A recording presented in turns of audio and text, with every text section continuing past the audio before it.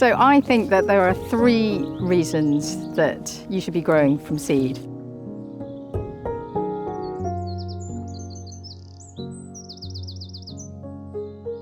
The first for me is the most important, and I find gardening and sowing seed in particular incredibly therapeutic. If I'm sowing from seed in the autumn, I've got those plants to look after all winter, and it just kind of keeps me going, because in winter, I do go into a bit of a decline. I'm very much a spring and summer person, and it just helps me to have those seedlings going.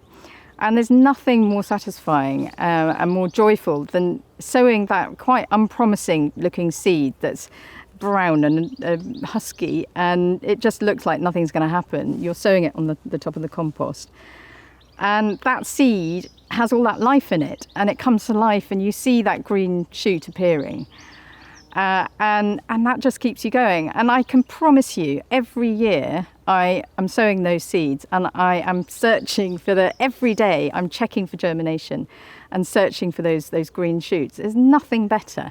And then of course you're watching that seedling grow, and you're nurturing it, and then it's eventually coming into flower, and you're watching every step of the way. And that whole cycle of growing and nurturing is just, it's so full of hope and promise. So I hope you can get that from this as well. The second reason for me is that there's so much variety that you can grow from seed, especially in the annuals. So you won't find the variety of annuals and bedding plants in garden centres and nurseries, and that's because it's not commercial for them to grow that quantity from seed. So the annuals that you can grow from seed are just infinite, really, because the seed companies are developing new varieties every year. So you can try new things every year.